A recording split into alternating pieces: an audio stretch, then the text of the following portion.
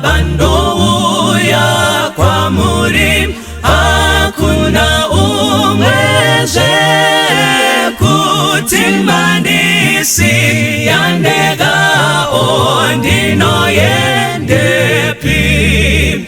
Ndodahira iye zvino, Jesu wandifira, ropa rake raparara kuchenesa ini. Mwana wenyu ndomdawira, ndinzwe simba renyu, zvidiso zvangu zvazadzwa mune ino nguva. Ndodahira iye zvino, Jesu wandifira, ropa rake raparara kuchenesa ini. Muvambiwe rudawiro, ndotarisa imwi, ndogashira chipo chenyu, ndiponeswe nacho.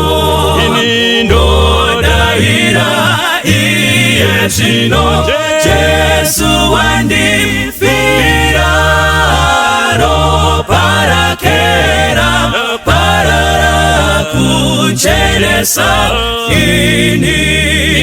Ndodahira iye zvino, Jesu wandifira, ropa rake raparara kuchenesa ini. Ropa rake raparara kuchenesa ini. Ropa rake raparara kuchenesa ini.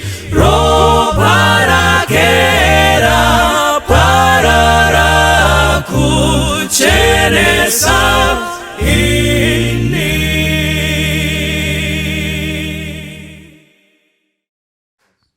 Makadi zvenyu vana vaMwari, tinokuchingamidzai kunguva yemunamato. Nguva yemunamato ndo patinorwa hondo dzeupenyu. Ndosekena tine dingindira tikufamba naro rekuti zvombo zvehondo. Pfungwa inobva papi vana vaMwari? Inobva pana vaEfeso chapter 6. Mukatanga nepavhesi ya10 muchidzika nayo. Apostle Paul panoti torai nhumbi dzose dzekurwa nadzo dzaMwari. Kundopedza kumavhesi 17, 16, 18. Ndo panoti mutore munondo womweya, iro shoko raMwari. Zvakare anobva ati munyengetere nguva dzose nokunyengetera kwose mumweya. Saka pese patinopinda pamunamato tinenge tichishandisa zvombo zvakapiwa muKristu kuti arwe nazvo nemuvengi tigowana kukunda. Satapinda mukati meshoko redu ranhasi, toda kungotenda Mwari. Vhiki ratadarika iri, Mwari watutungamira zvedu, wafamba nesu kusvika panguva ino. Asi vhiki ratakatarisa naro iri, hatizivi zvatakachengeterwa. Saka toda kutsvaka nyasha pamberi paMwari. Mwari watutungamire, Mwari watiitire zvakanaka. Ngatinamatei. Baba vedu vari kumusoro kudenga ndakutendai mutsvene waIsraeri. Mwari akatendeka. The Lord God who is merciful. Mbiri nerikudzwa zvipa kwamuri nokuti zvakafanira imi Mwari. Tinokutendai nevhiki rapfuura, vhiki ramatichengetedza Mwari. Bva musi weSande, Mande takakwidza nekudzika, vamwe takafamba nzendo refu tikadzoka, asi ruoko rwenyu rwenyasha Mwari rwava rwakatipoteredza. Asi mutsvene waIsraeri, kubva panguva ino zvichienda kumberi, tinokumbira nyasha dzenyu Mwari dzititungamirire mukati mevhiki ratakatasana naro. Tinokumbira ruoko rwenyu romutsa munge muine isu Ishe kudenga, mutinzvengese patsaona, mutinzvengese panjodzi, asi mutichengetedze tione ruoko rwenyu mukati mevhiki ratakatasana nayo. Nezera Jesu Kristu muponesi tonamata. Amen. Toda kutenda. Pfungwa yatinyaya mukati mezuva ranhasi vana vaMwari ndekuti zvikumbiro zvedu ngazviziviswe Mwari. Tichaverenga pana vaFilipi chapter 4 pavhesi ya 6. Ndopa tichaverenga mukati mezuva ranhasi iri kuti iyo musafunganya pamusoro pechinhu chimwe, asi pazvinhu zvose mikumbiro yenyu ngaiziviswe Mwari nokunyengetera nokukumbira pamwe chete nokuvonga. Chinhu chakakosha mukati merondero chikristu kuti nyaya dzedu dziziviswe Mwari. Mukatarisa kumabasa kwatiri mudzimba kumaraini kwatinogara, takasununguka kuudza hama zviri kunetsa kuti vasikana taane nguva iko zvinezvi magetsi ane 2 weeks asipo vasikana tatambura neutsi. But shamwari yako yazviziva kuti magetsi ari kunetsa, ko Mwari wazviziva here? Iko zvinezvi wavataura kuti shamwari zvikoro zvapadhuze nekuvhurwa, asi handimbozivi zvachose kuti fizi yacho ndeiwana, even mari yebhasi chaiyo chaiyo yekuti mwana aende kuchikoro. But shamwari yako yazviziva, ko Mwari azviziva here? Saka pfungwa iri pana vaFiripi ndeyekuti mikumbiro ipi yese ngaiziviswe Mwari. How? Saka nebhaibheri ngatiizivise Mwari nekunyengetera, ngatiizivise Mwari nekukumbira, zvikanzi pamwe chete nekuvonga. Kana uine zvakufadza, Mwari ari kuzviziva here kuti ningi afara nezvekuti nezvekuti. Saka inzwai vana vaMwari, marwiro ehondo dzechikristu zvese ngazviziviswe Mwari, zvingava zvikuru zvingava zvidiki. Ngatiwanei mukana wokuzvizivisa Mwari kuburikidza nekunyengetera. Dambudziko revatendi vazhinji vanokurukura nyaya, vanokurukura vagokurukura kudaita namata, nyaya iyi inoda nguva yemunamato yakasimba, nyaya iyi inoda all night chaiyo, chiitaika all night yacho, muzivise Mwari nyaya dzamuri kuda paupenyu. Saka programu inowana Mwari ndeyekungoti ngatiwanei nguva yekuzivisa Mwari izvo zvatinoshuwira mukati meupenyu hwedu, izvo zvatinoda. Saka bhaibheri ribva ratiro musafunganya pamusoro pechinhu chimwe. Kazhinji kacho vatendi tinotaka kupinda mastress, kumadepression, kumabp nemhaka yekufunganya. Bhaibheri riri kuti no, zvauri kuronga izvo zvochirongonyora mukati mepfungwa dzako zvirongedze pamunamato. Tiri tosera vana Mwari, yes, ngazviitike kuti Mwari ngaaziviswe nyaya dzedu kuburikidza nomunamato. Toda kutenda pavhiki yadarika patakashare number prayer line yedu, vazhinji vakatumira maprayer request avo avanokumbira kuti vanamatirese seboka. Muri kwamuri ikoko ngatizivisei Mwari zvikumbiro zveshamwari dzedu. Saka ndichatora foni ndoverenga maprayer request atakatumirwa paprogram last week.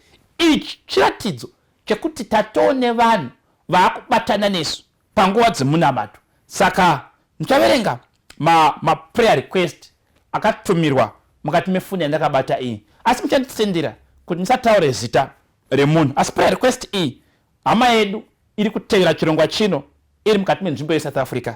Saka ndichaverenga prayer request yake sezvairi. Ari kuti munofara here? Ndinotenda nekundisimbisawo paminamato uye shoko ranhasi. My prayer request is that I have just started working in a foreign country. I have a lot of responsibility and issues to face back home. So I need God to continue to give me strength as I work, increase my earnings. Then, last but not least, in fact, the most important thing is to be faithful in every cent that I get to return tithe. Saka chikumbiro chama yedu ari kuti ndakawana basa mukati menzvimbo nyowani, nzvimbo iri kure nekumba. Mwari ngaandikomborerewo pabasa rangu, Mwari andikomborera pabasa rangu. Zvakare kumusha kune zvakawanda zvoda kuti zvigadziriswe, asi chimwe chaari kukumbira kuti munamatire hama yedu iyi ndechekuti agone kuvimbika pazvegumi nezvipo. Imwe prayer request yatakatumirwa zvakare hama yedu iyi iri kunzvimbo yeSouth Africa iri kuti iyo makadii munhu wamwe, ndinotenda Mwari akandiropafadza nebasa remaoko kuburikidza nekutsvaka pekutangira kuti ndisimudzire basa rangu. Mwari akandiwanisa futi basa rinongoenderana nechipo changu uye nerumwe rutivi ndichiitawo mamwe maprojekti ndiri kubasa. My prayer request, Mwari ngavandipewo simba rekusimbira pabasa uye nekushanda zvine simba nekuziva kushandisa mari. Ari kutenda Mwari nebasa raakamupa, but ari kuti Mwari ngaandibatsire, andipe simba rekuwedzera kushanda. Ndagona kushanda, Mwari ngaandibatsire ndigone kuziva zvokushandisa mari. Ndinokumbira kunamatira kuti Mwari andibatsire kuvakisa imba yavabereki vangu mugore rino. Ari kuti Mwari zvakandiitira izvi, Mwari akandigonera. Ngaandipe simba rekushanda zvakare nekurangarira kushanda kuti ndivakire vabereki imba nepokugara. Imwe prayer request yatakatumira hama dzangu iri kuti iyi prayer request number 3. Please pray for us title a business bringing profits this time. As we speak, we are sinking in a huge debt. Last year we invested more than 6,000, but it's all history. It became a loss. The trauma is brought to the family is so big.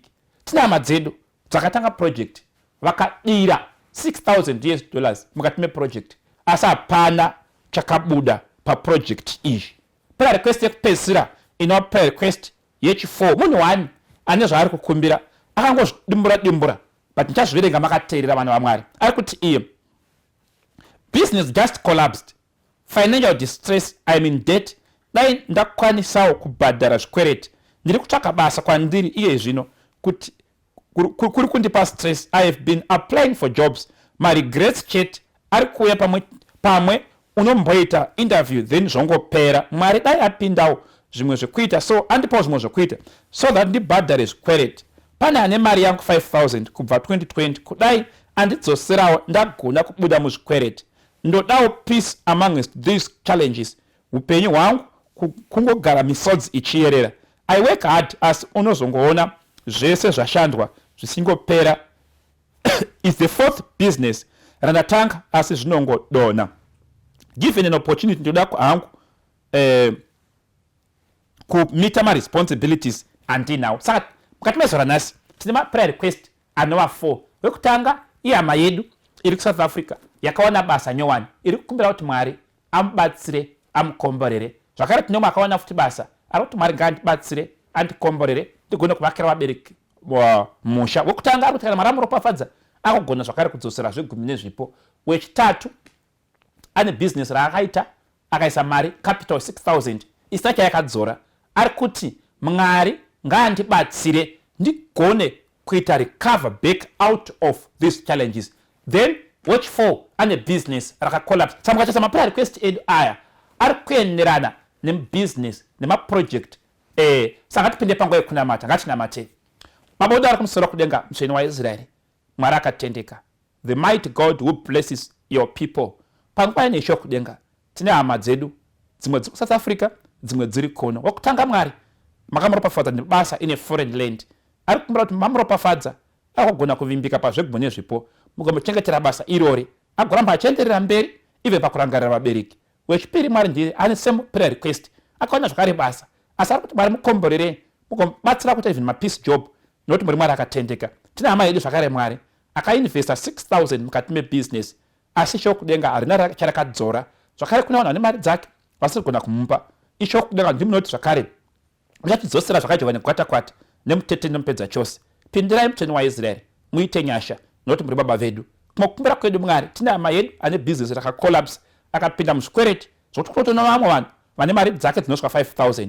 Mutsveni waIsraeri shanyirai mupindire muite nyasha bvisai stress. Ari kuti mwana wenyu kugara ane misodzi. Tokumbira isho kudenga mumurangarire muitire zvakanaka nezita raJesu Kristu muponesi wetu namata. Amen. Toda kutenda.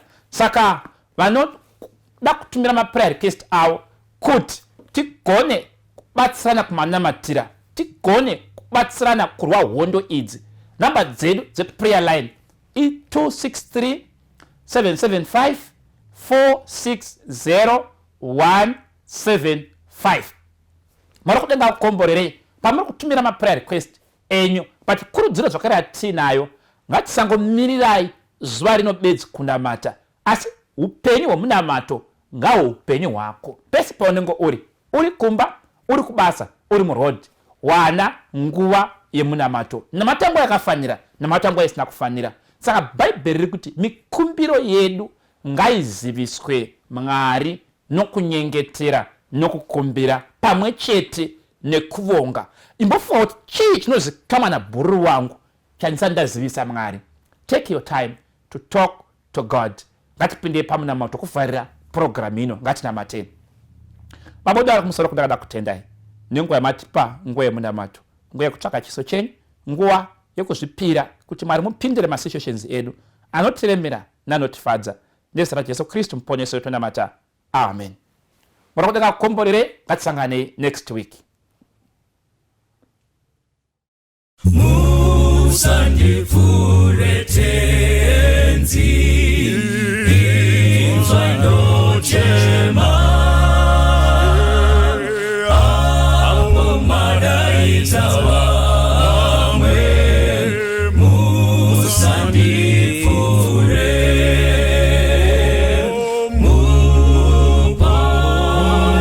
muponesi, inzwa ndochema,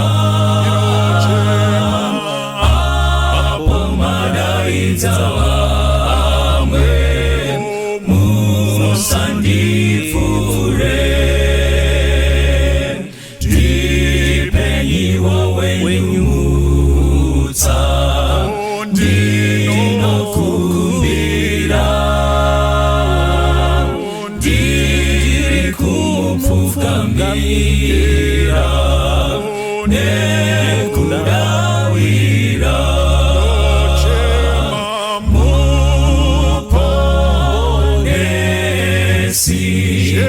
Inzwa ndochema, apo madaidza vamwe. Musandipfure, ndinomusimbira Jesu, ndinokutsvaka.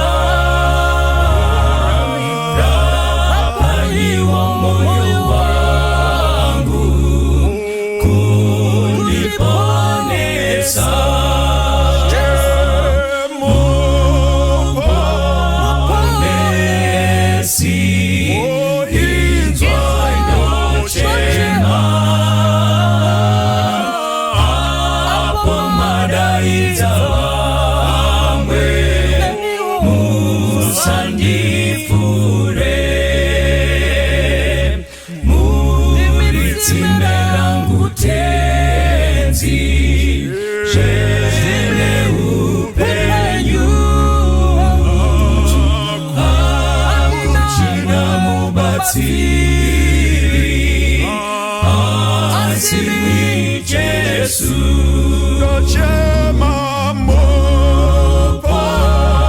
muponesi, inzwa ndochema,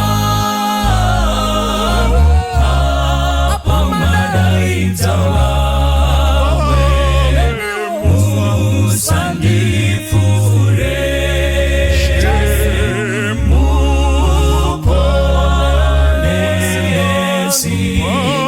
inzwa ndochema, apo madaidza vamwe.